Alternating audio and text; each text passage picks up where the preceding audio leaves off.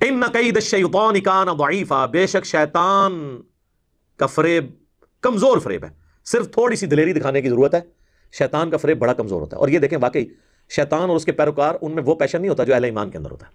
یہ نیچرل چیز ہے،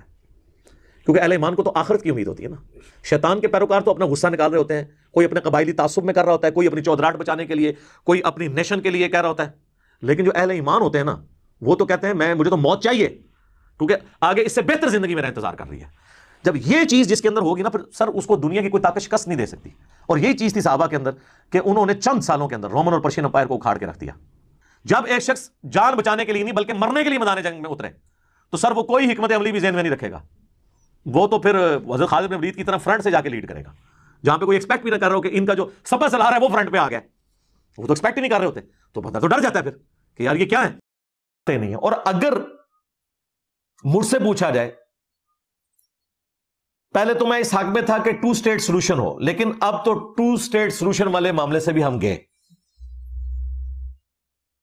اب بہتر یہ ہے کہ ان مسلمانوں کو مواخات کی جائے، دوسرے عرب ملک ان کو اپنے ملکوں میں پناہ دیں۔